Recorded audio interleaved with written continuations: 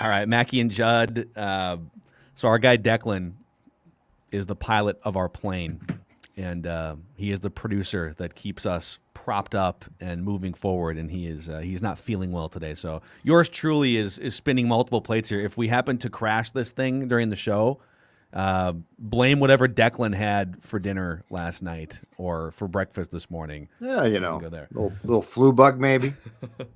So let's just spend a few minutes here on the Timberwolves. You were in the arena last night. Yes. The Timberwolves last night missed 42 three-pointers. Yes. They couldn't make a shot or a free throw all night. They were down by double digits for huge chunks of the second half. Anthony Edwards leaves with an ankle injury, and they still won that game last night. And I don't know, I think in the last 17 years, especially the last few years, it just doesn't at all feel like the type of game that they find a way to pull out and win. No.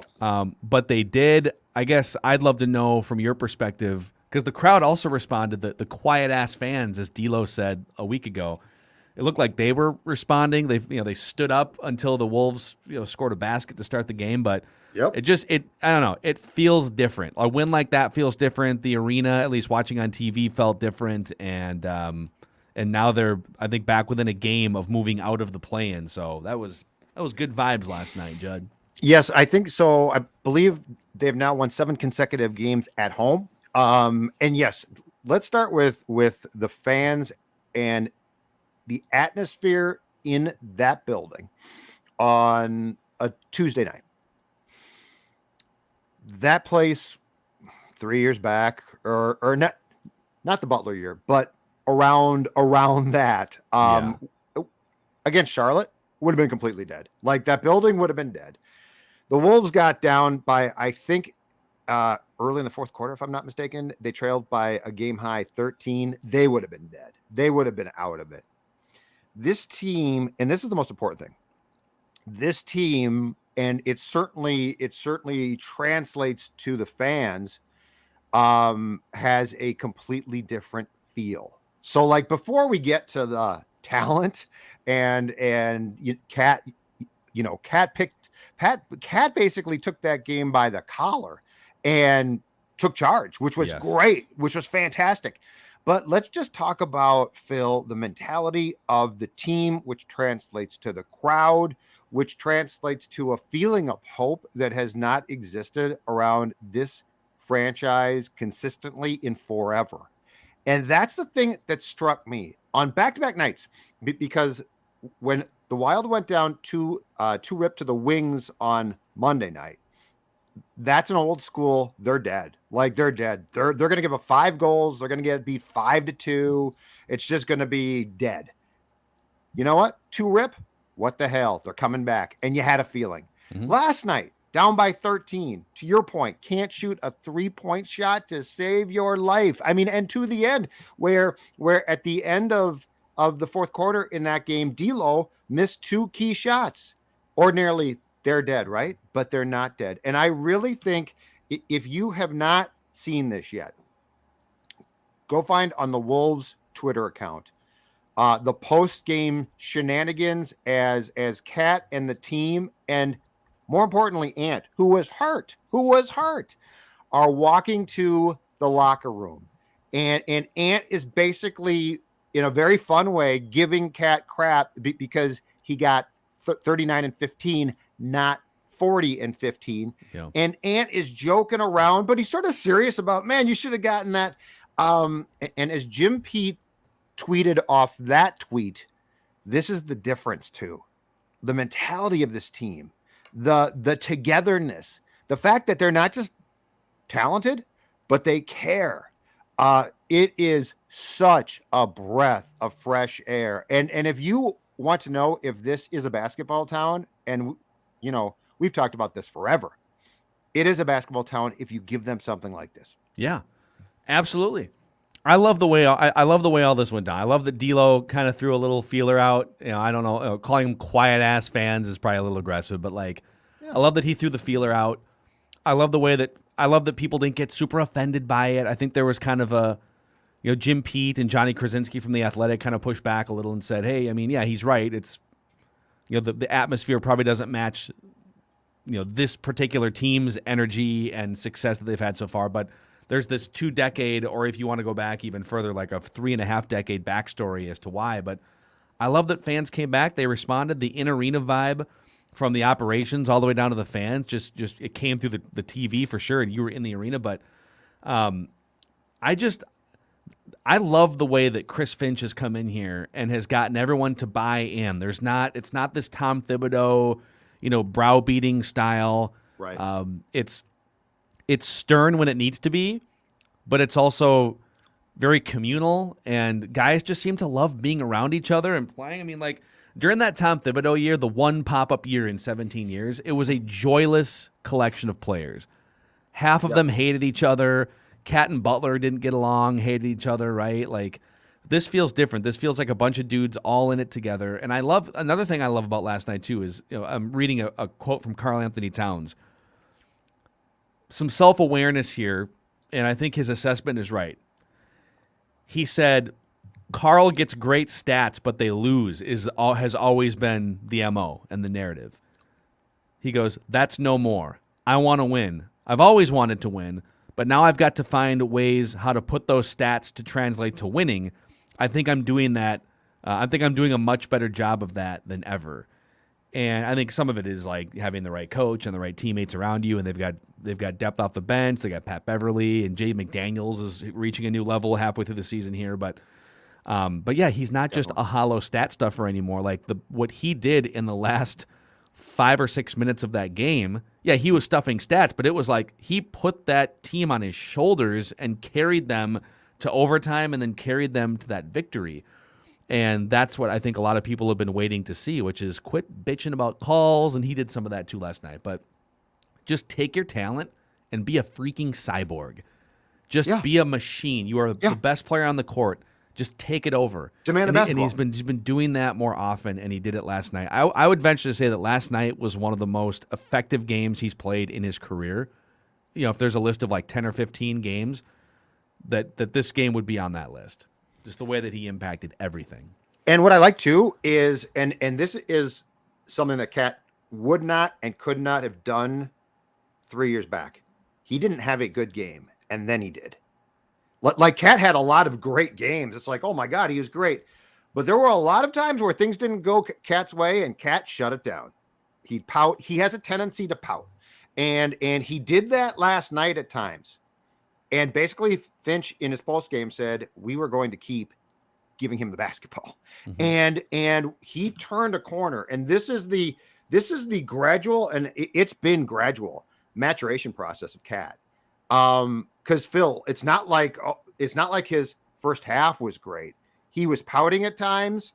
He thought he got fouled and watched to play at one point. I'm like, dude, you got to get back down the floor. In fact, I think it was D'Angelo was riding the exercise bike.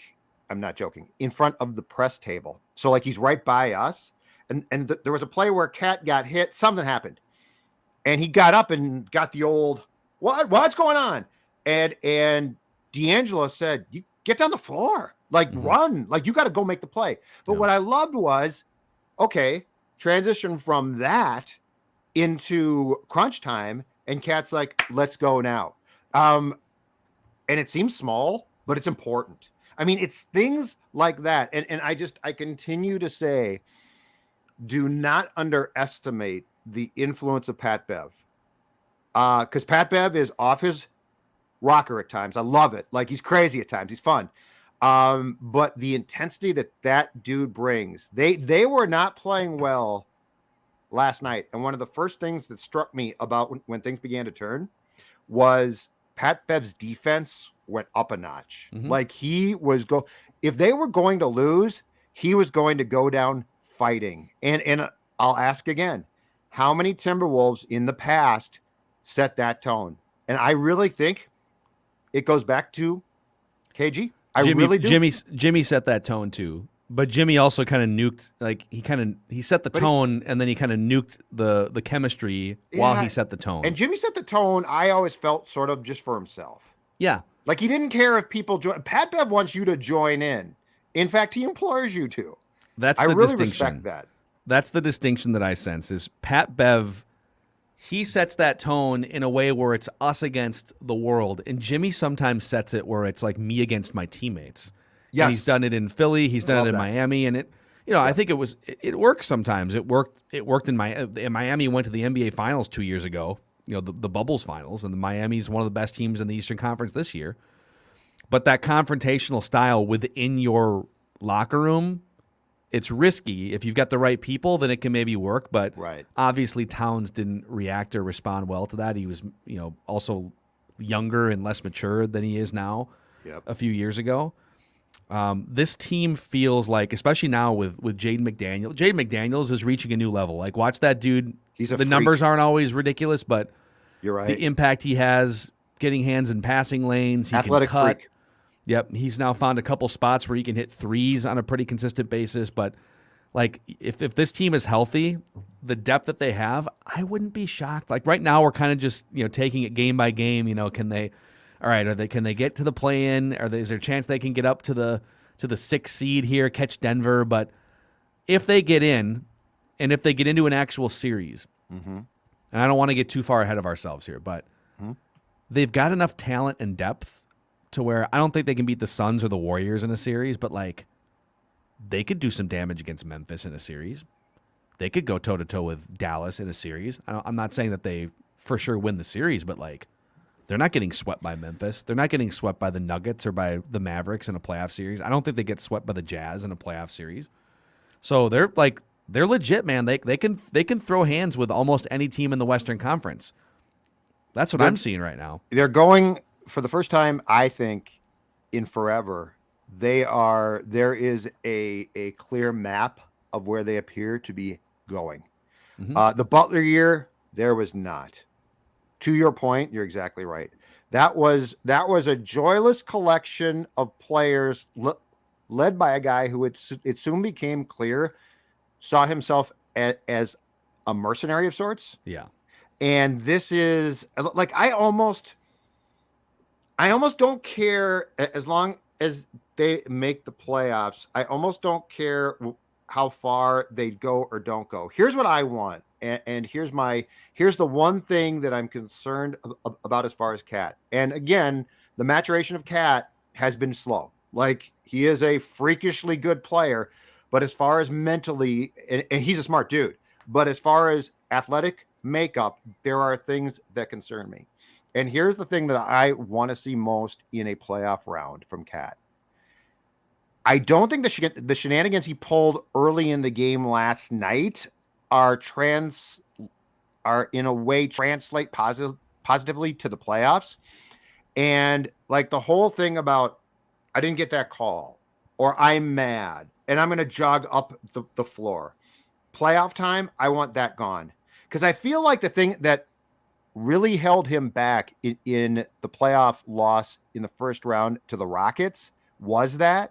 Like, what I want to see is, I want to see this roster and its key players, and especially Cat, take a playoff step now.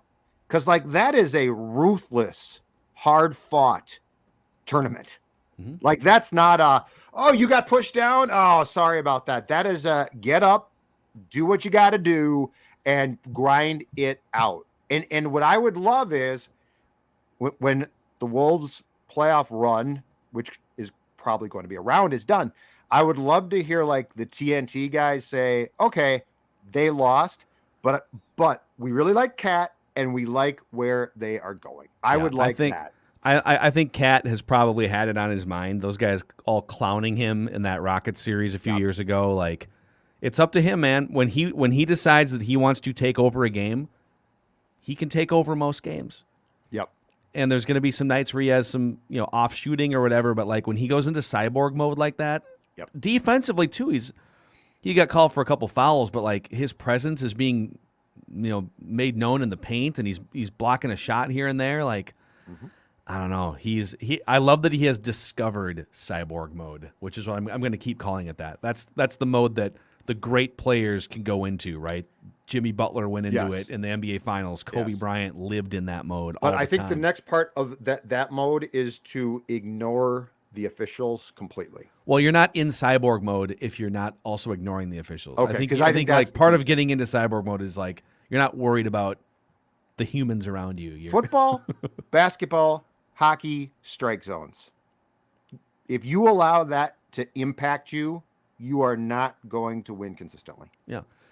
How about A-Rod? A-Rod's sitting right next to the... A-Rod had the Glenn Taylor. I think he had the Glenn Taylor seats. He should have to put a Glenn Taylor sweater on, too. Like, he had a sweater on, but I need, like, the Glenn Taylor 1994 sweater if you're A-Rod likes those seats, too. Like, he was, like, trying to watch Finchie drop the plays. I think he wants He's high-fiving players and stuff. I think he wants those seats. Well, he's going to get them at some point. I think he's going to want them full-time. Well, yeah, it was a star-studded crowd last night. Dumbo was there. A-Rod. Michelle, the Bachelorette, was there, I saw. Yes. Very exciting. And your favorite former Vikings tight end, Kyle Rudolph, was there. Oh, he was in the house. Okay. Mm-hmm. Thought he might be going to Knicks games out there in New York now. I'm disappointed he didn't. But yeah, that was for what used to be a sleepy Tuesday night. That was impressive. Yeah, I really enjoyed that. And they have a back-to-back. They're playing Toronto tonight before the All-Star break, but yeah, that was just I know it's Tuesday night, kind of nondescript. It's a 500 team from the Eastern Conference, but like that's a win that's not common in Timberwolves history. They missed 42 threes and they missed almost half their free throws, and they still found a way to grind that out. So what were they? 27 of 43 on free throws. You're right. Yeah. It was awful. It's bad. So, all right, we just wanted to pop in, say hi to the Timberwolves here on Mackey and Judd hold on a second. and the YouTube channel. That's right. Can you play it? Yes, I can. Sorry. Get the flag. Declan's not here. I forgot the flag. Get the flag. There we go. Sorry, I'm trying to feature you. Crunch has nothing on me. Crunch has nothing not me. On no, the other one. Oh, man. I don't know. I don't know. Dissension on the show. I don't know what buttons to push. Crunch. All right. Crunch, that's a wrap here. Mackey and Judd. We'll see you guys for a little reckless speculation Thursday tomorrow.